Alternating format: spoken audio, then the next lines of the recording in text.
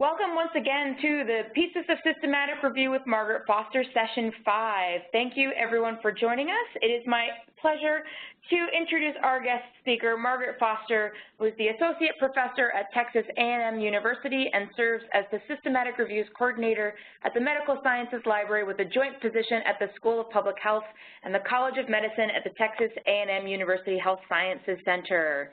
Good morning, Margaret. Good morning. I'm going to go ahead and pass presenter privileges over to you, and you can go ahead and keep on trucking. Okay. So good morning, everyone. I got in about 8 o'clock last night from MLA, so hopefully this goes smoothly. Today we're talking about how can a librarian support other types of reviews. Working on systematic reviews for the last decade now, I've come to realize that sometimes I have to tell students, oh, that's not a systematic review, that fits more closely to this other type of review. And there's such an evolution right now happening with all those other types of reviews. I thought it'd be nice to take some time and to talk about them. So just looking over the last several sessions that we've done, we started off by talking about how do you determine if a research question is right for a systematic review, and in that we talked a little bit about narrative reviews and scoping reviews. And then we moved on to talk about searching beyond your typical databases and what happens after the search.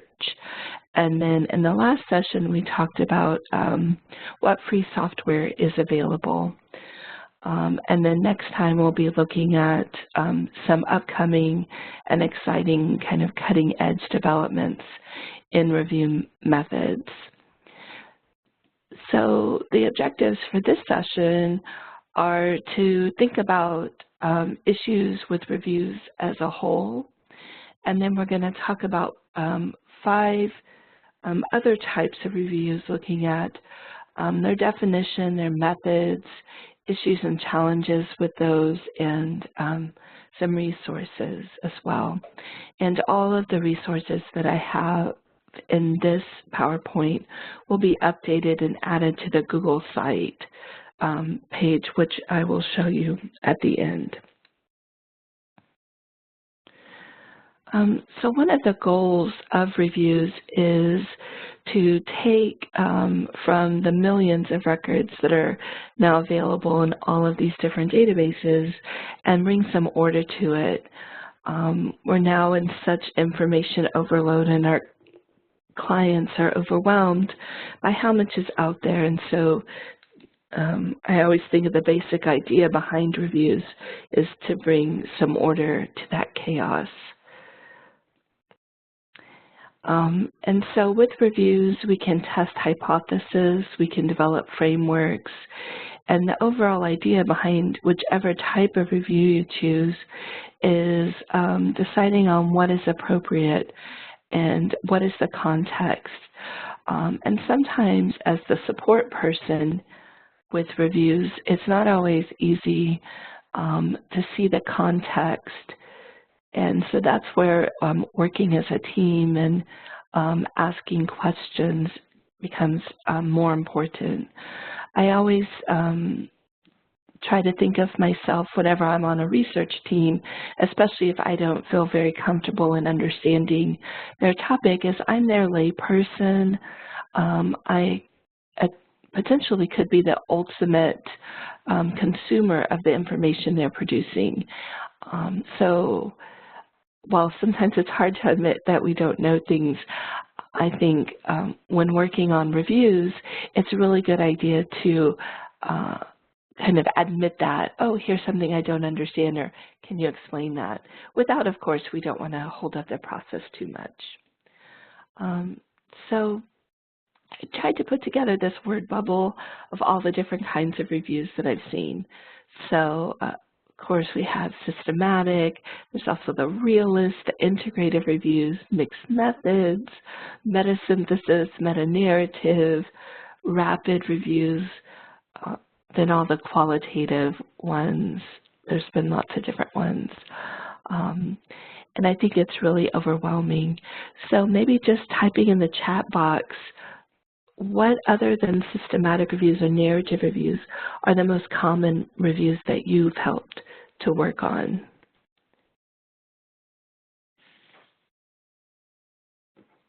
So I was thinking for a lot of people, it might be scoping reviews.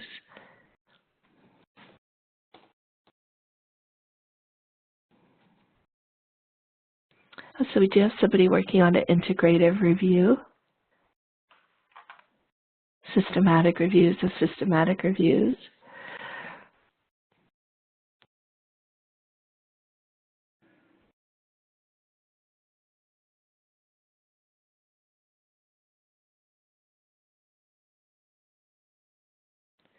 Yeah, sometimes they'll call them comprehensive. Sometimes they'll say a systematic literature review. So then sometimes I wonder, do they mean a narrative review done systematically, or is that just another way that they're saying systematic review? Okay. So there's lots of ways of thinking about grouping reviews and how do we differentiate between them. So this is an article that we've talked about a few times within this series, and this is by Gao, and he describes systematic reviews as a form of research which bring together what is known from the literature using explicit and accountable methods.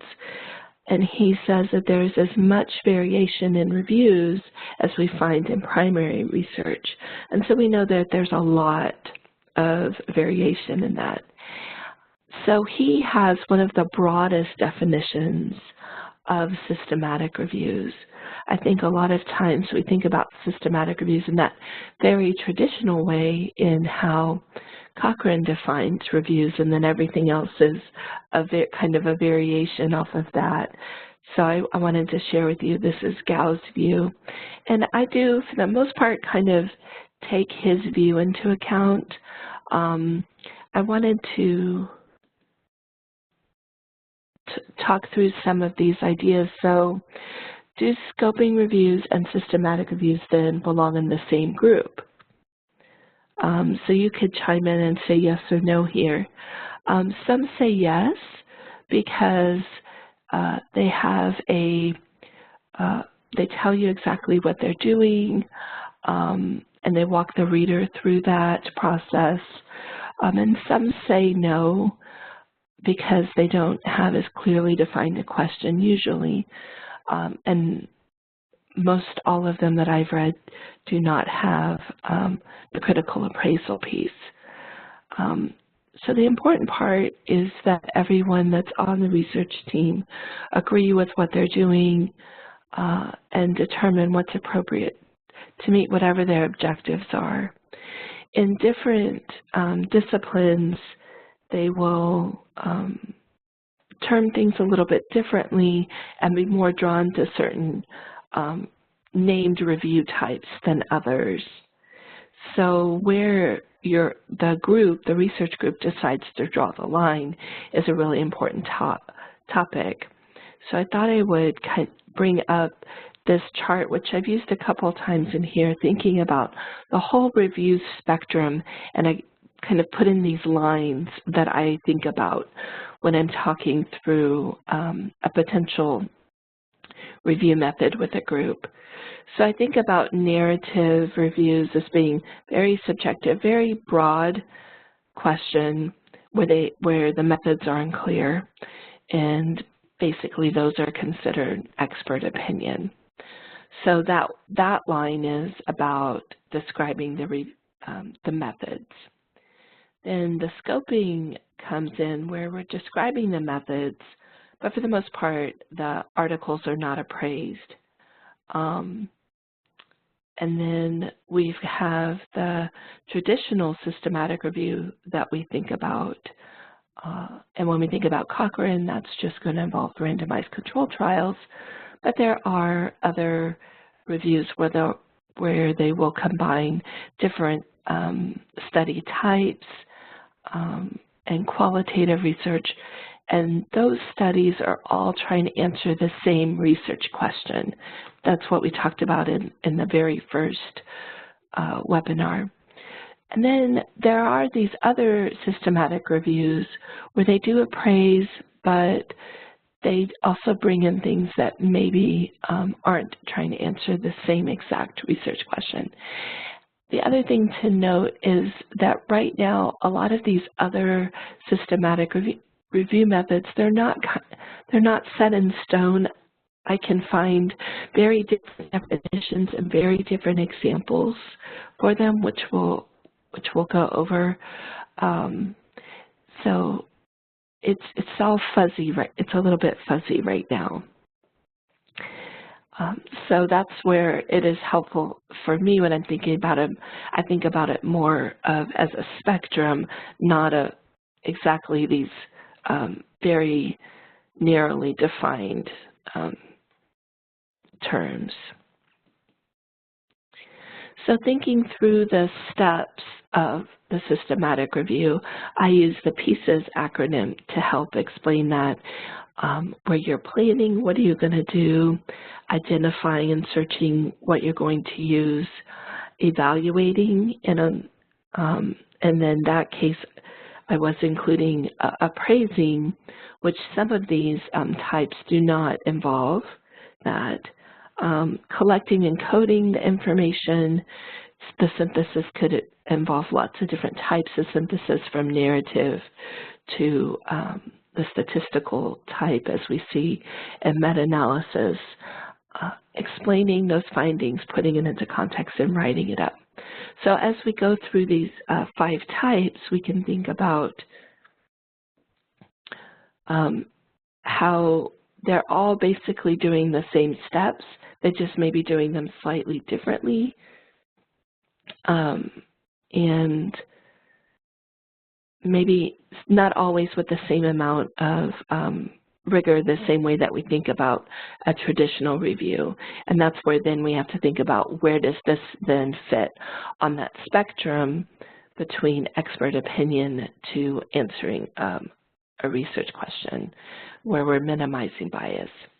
I think no matter which type you choose to do, it's really important to be transparent and to try and minimize bias as much as we can. So I'm going to talk about 5 types of reviews. Scoping reviews, since that's the one I think that a lot of us do outside of systematic reviews. Rapid reviews, overviews of reviews, which are those systematic reviews of systematic reviews, integrative reviews, and realist reviews. And the last 2, I have done a few of them, but I still, I feel like they're not quite settled. It's going to take a little bit more time, I think, before we have a really solid definitions of what they are. So let's go and talk about scoping reviews. Here I put 3 different definitions.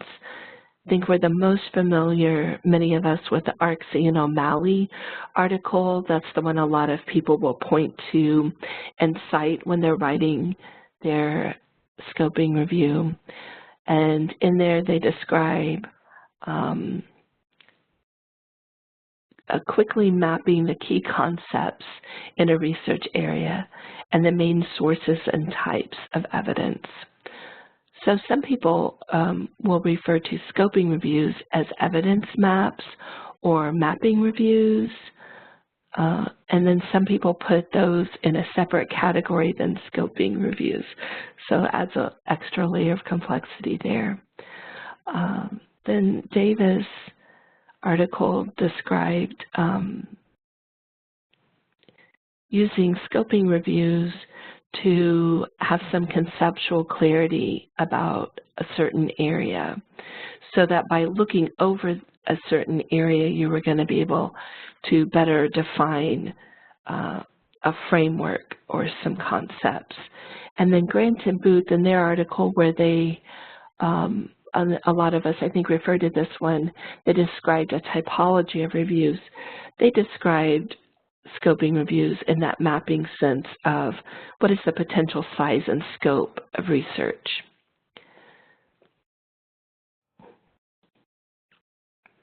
So there are 6 steps of a scoping review, with the first one being, we see the same as matching up with pieces, the question. So mapping out or scoping your research question. And we think about this in the traditional way of what is your framework that you're going, how are you going to frame that question, but also are you going to produce a framework from this, or what is the ultimate intended outcome of this? I think that should really be involved in that question, because you may need to be more narrow, open, or shifted depending on what their ultimate goal is. Then identifying the studies. This is where traditionally the librarian would be involved. How in-depth are you going to be in that search? Are you going to have to do some sampling because the question is so broad? Whatever limits you decide to make there, you want to describe that and detail it for the reader. And then we have the study selection. It's really important to have a defined eligibility criteria, but I would describe these as being more fuzzy almost than we have in a systematic review, because you can be a little bit more open here on what you're going to include. So it might not be as tightly defined as in a systematic review. It is still suggested that there are 2 independent reviewers in selecting and charting the data, but you will see those that haven't done that as well.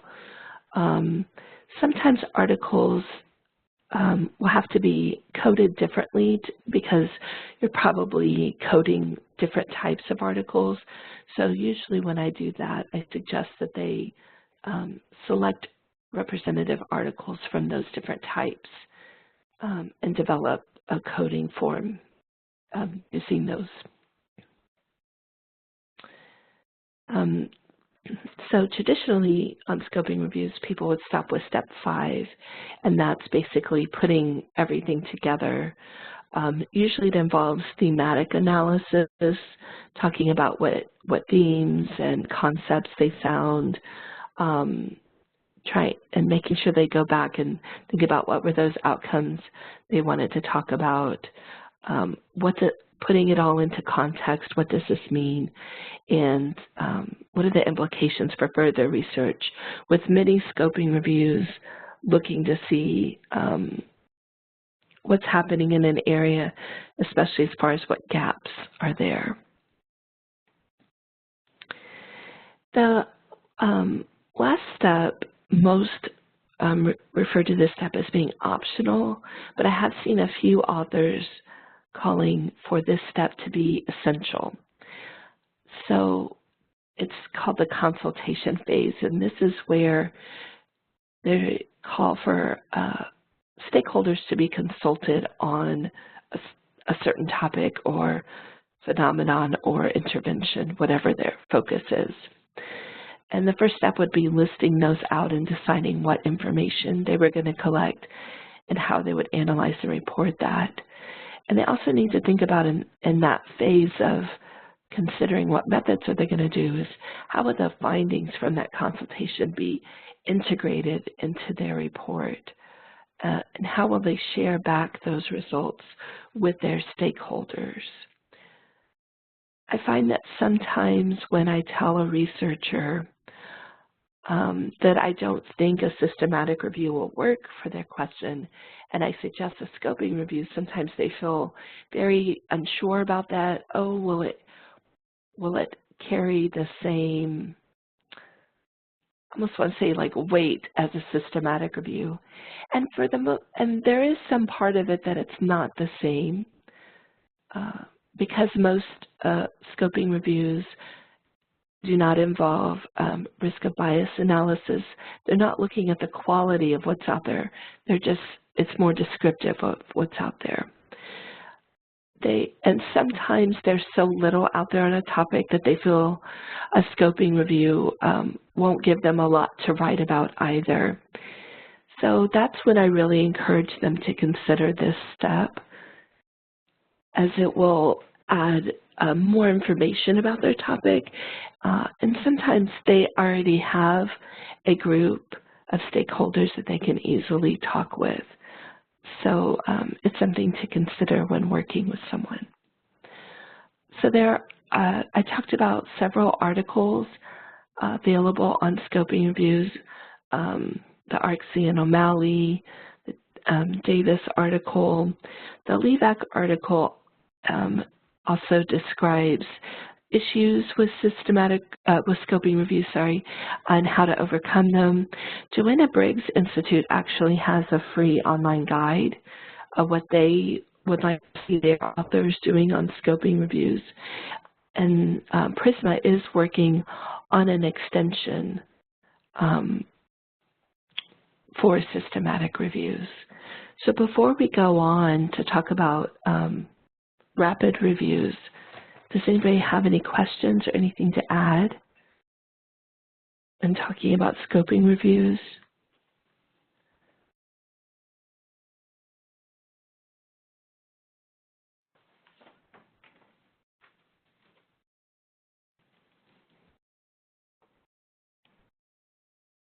Okay, well, we can go on then, and if you have any anything, please just type it into the chat box. I think I pretty much covered these challenges and issues. One other thing that's happening right now is we don't really have a great set of criteria for evaluating was a scoping review done well. I think other than looking at its method and talking about is that appropriate, there's not a checklist.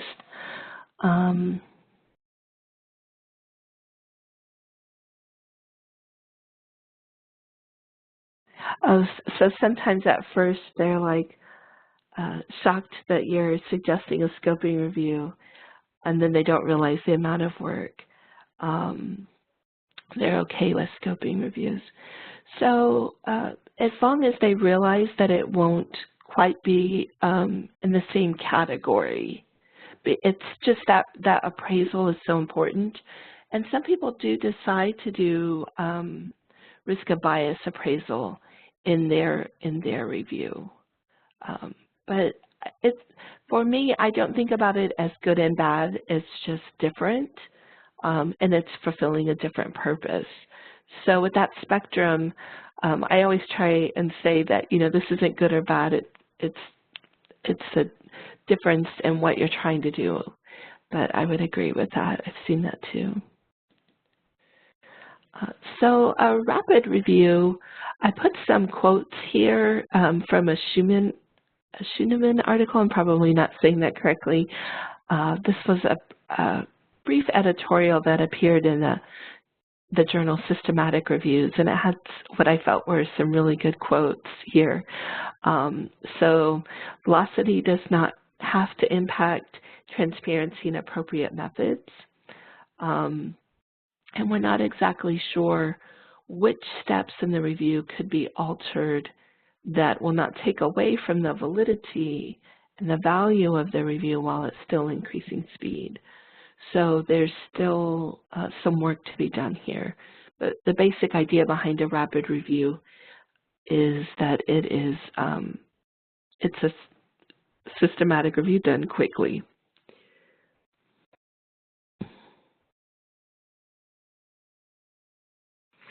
Oh, so Kate was saying, do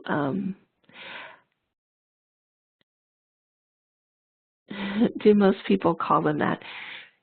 So right now we're in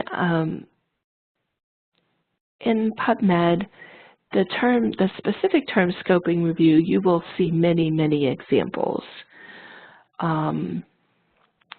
They have been, and sometimes people do refer to them as evidence mapping, and then sometimes people don't mean the same thing between scoping review and evidence mapping.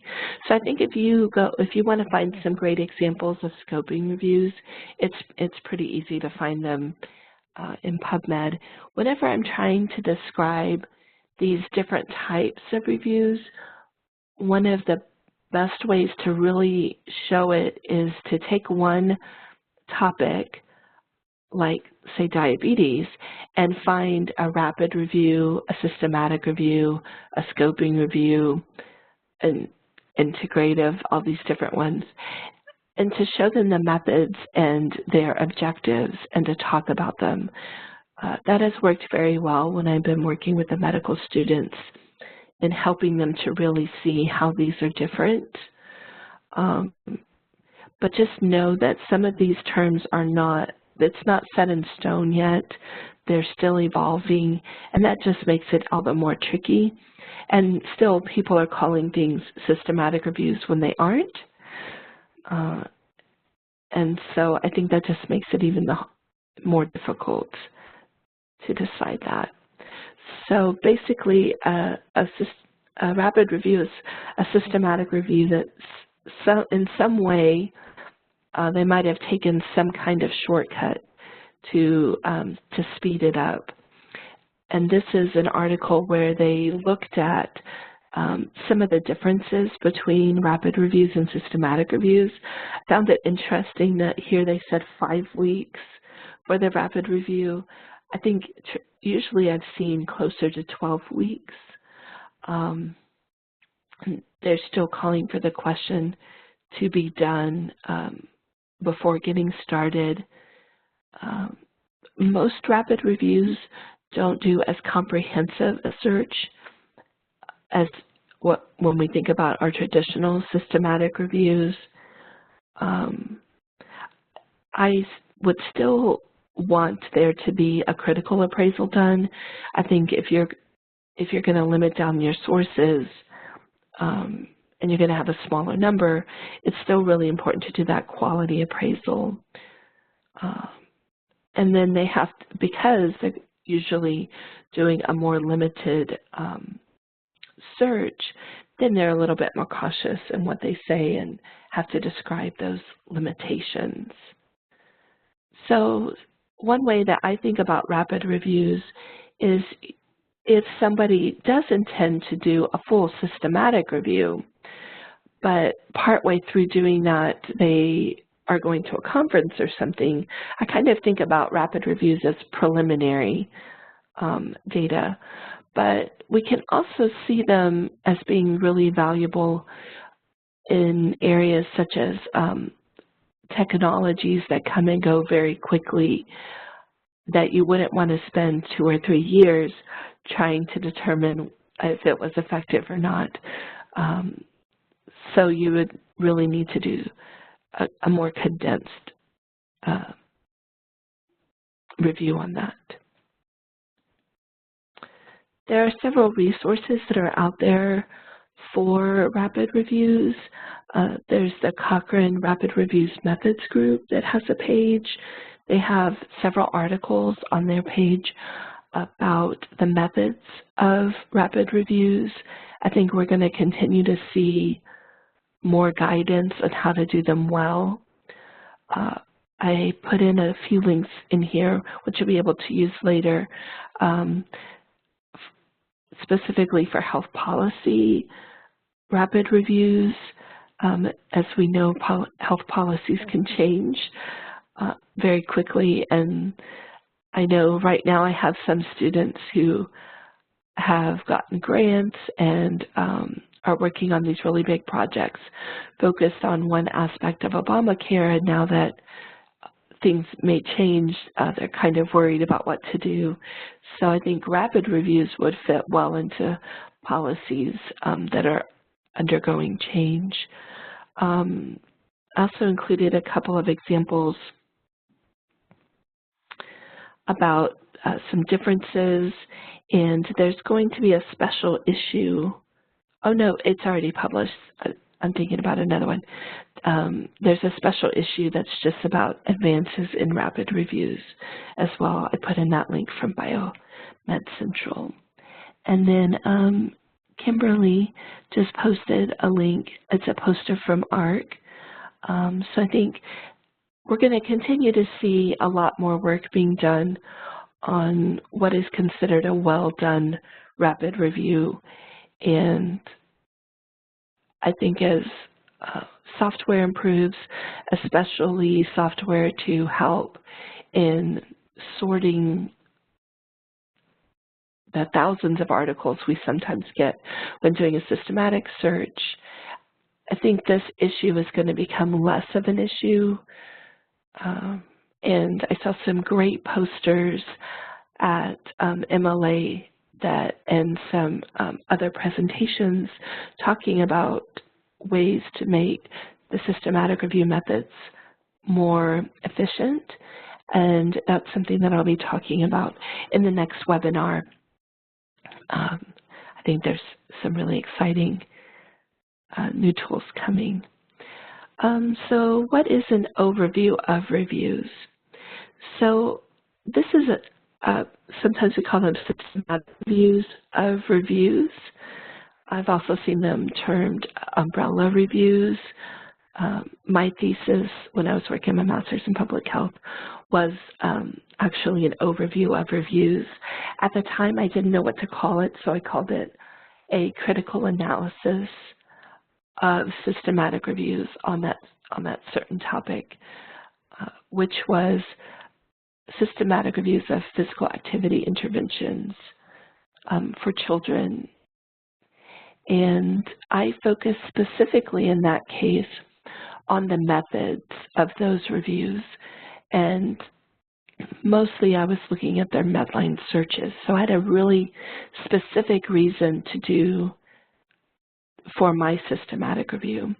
Sometimes we see them done on a certain intervention, and there have been so many systematic reviews on that intervention that they're choosing to look at all of those reviews as a whole. And the other type that we see many times of this type are just looking at the quality of the systematic reviews, and there have been many of those published throughout the years. And usually they pick a very specific topic, such as a specific topic like in dentistry or something, and we'll find all the reviews on that topic. Just like any other systematic reviews, those reviews should have transparent, explicit, reproducible methods, and be able to tell us all the key characteristics we need to know about those reviews. When I'm working with a set of researchers and they're trying to do one of these, sometimes it's very tricky for them because they keep trying to work with all of the studies within the reviews instead of thinking about the reviews as a whole. I think that's the hardest part for the researchers to think about, is how to think about the reviews, not about the individual primary studies, which is what they're used to doing when working on a systematic review. So that's when it's really important to pick how are you going to look at the quality appraisal of these reviews, and how to walk them through what characteristics should be pulled from each of those reviews when describing that to the reader. So it's going to be a little bit different than what they're used to. My favorite tool, which I've talked about a few times in our webinars, is called ROBUS. And ROBUS stands for Risk of Bias in Systematic Reviews. This is a screenshot of what that might look like if I were looking at several different reviews. So we have the reviews in one column numbered 1 through 11, and then looking at the different domains. So they have 4 domains, looking at how does the review describe study eligibility criteria, and is that appropriate for their question? Did they do well in identifying and selecting studies? How did they do in their data collection and appraisal? their synthesis and findings, and then lastly, bringing that all together and looking at the risk of bias in the whole review. In this case, they decided to use smiley faces and frowny faces. I've never seen that before. Usually it's check marks and minuses and that kind of a thing. But this is just one example of what an overview of a review might look like when just looking at the quality appraisal. Do you have any questions about systematic reviews of systematic reviews?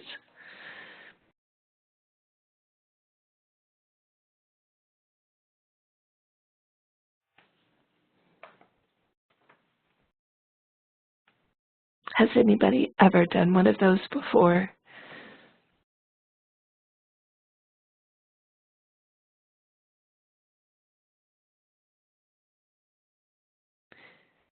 No.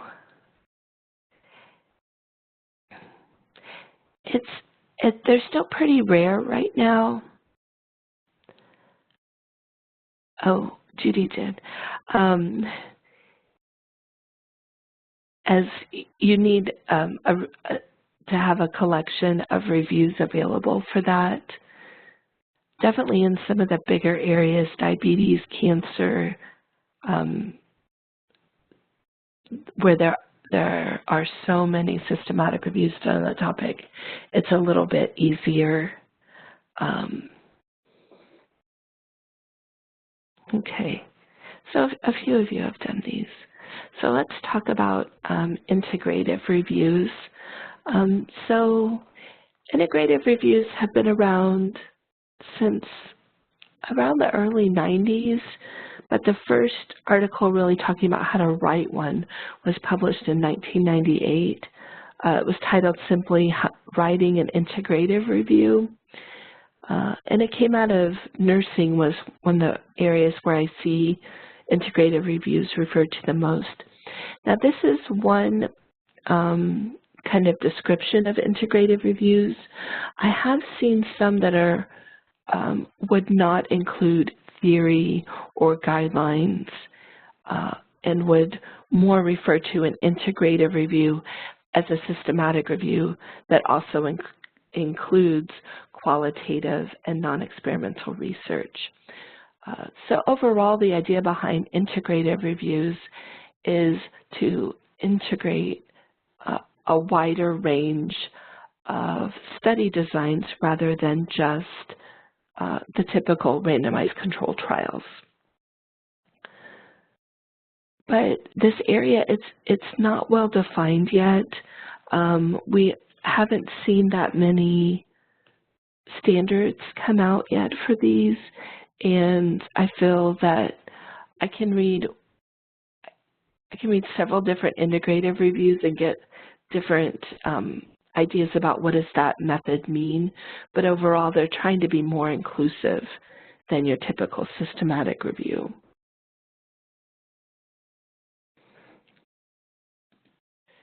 So this is one example of an integrative review that to me was a little bit more than just a systematic review done with more study types in it. So from this, they were trying to develop a framework in looking at cancer survivorship. So they do talk about searching different places and gathering epidemiological data, which is a little bit different. I don't think we see a lot of systematic reviews where they're talking about gathering data in that way. And so I think the main thing to get from this is if somebody says they want to do an integrative review, it'd be really good to find an example of an article that has the method they're thinking about following, because they can be really different. I've seen some that I would say were more related to systematic reviews, and I've seen others I'd say, oh, that's more like a scoping review. So again, it goes kind of back to that kind of spectrum and where you're drawing the line. how broad, how narrow is this question going to be? It's all of those kinds of ideas. And sometimes it's really hard in working with researchers because it's about what's appropriate, and sometimes and it takes some time. And this is also what I would describe as a painful process for them.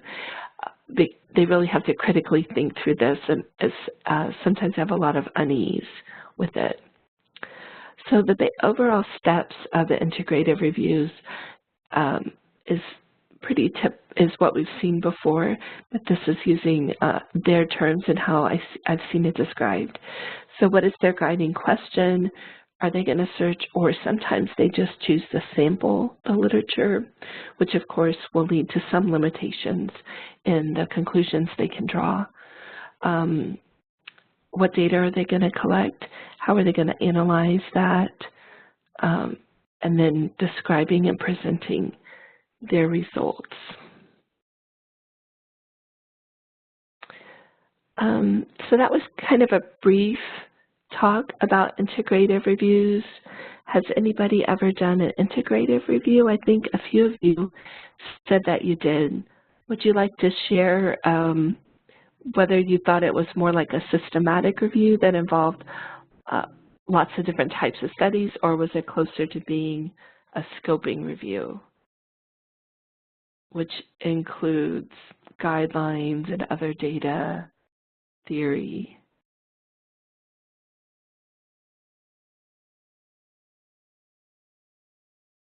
It felt more like a scoping review.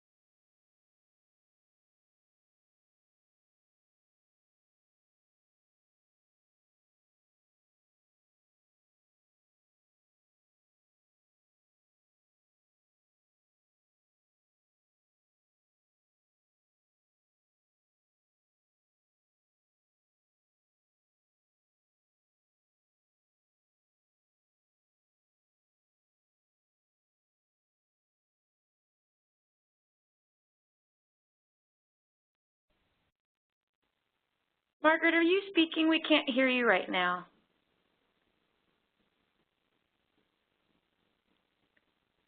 Margaret? Oh, we seem to have lost her. Hopefully she will be able to log back in.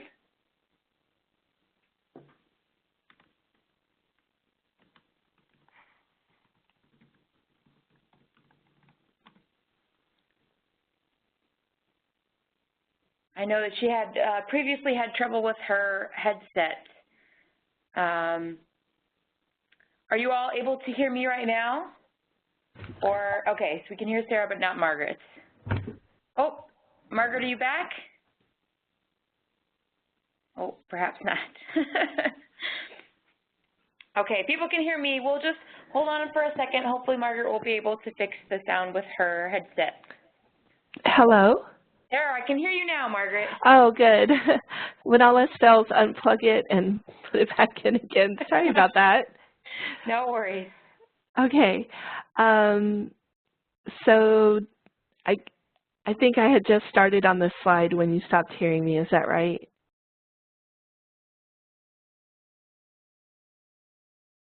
Hello? I believe so, Margaret. I think that's correct. Okay, just want to make sure.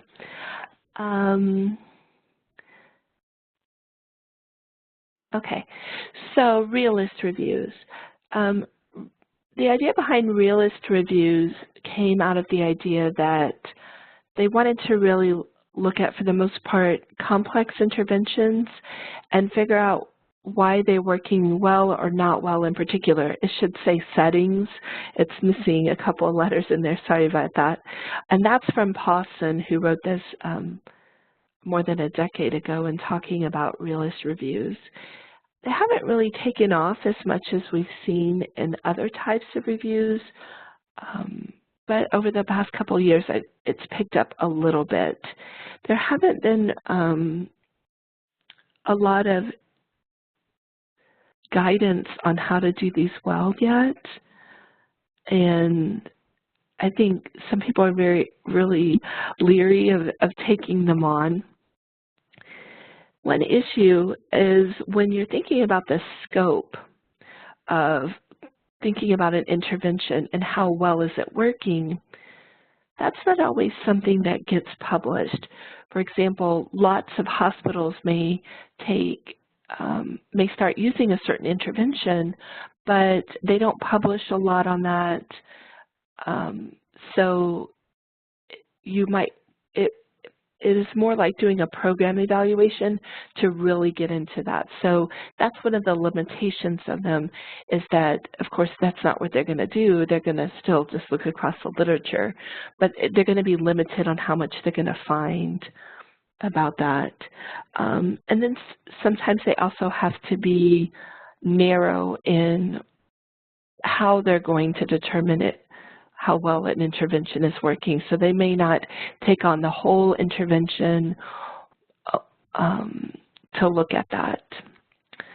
And then lastly, because of those two issues, how much can be determined and can be suggested from the review is also going to be limited.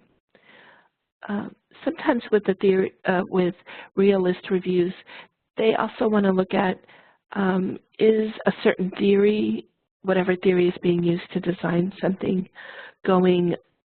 working across all the settings. So the idea is, does that theory really match this intervention, if that's what the focus is on? And usually for realist reviews it is. Or would another theory be better? Here's one example of a realist review. And so this was looking at implementation of communicating guidelines. And so they talk about that they looked across several databases, and then they were looking at how is something being implemented. Implementation research is really difficult to find. I've done a few what I would call more narrative reviews, trying to find how well has something been implemented. And it's really difficult because they don't really refer to things that way. And just like adverse effects, when they're talking about implementation issues, it's usually worked into their evaluation of that intervention. So sometimes doing these can be really difficult because our usual way of trying to find articles on that topic doesn't work really well. And so sometimes they'll have to read through several articles that are just talking about the intervention itself to find information about the implementation process and how that was working. So I find these to be very difficult. The steps are typical what we've seen. You're going to scope your question, run the search, appraise the studies, which is where I feel like realist reviews are much closer to systematic reviews, extract the data, synthesize and draw conclusions, and the typical things that we're used to seeing.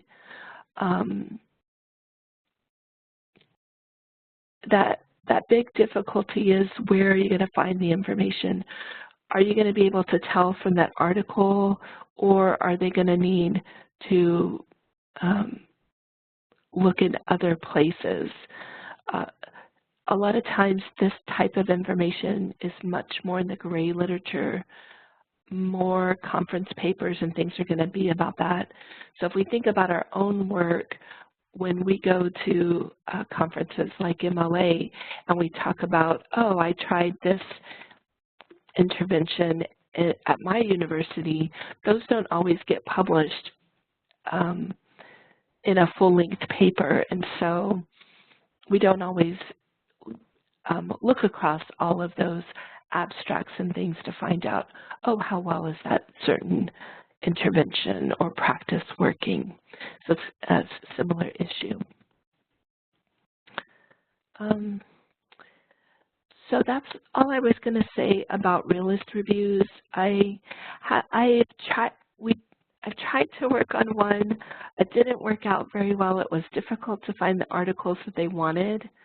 I think they are valuable and we need them, and they're a great idea. I think the execution of them is difficult. Do you have any questions about that type?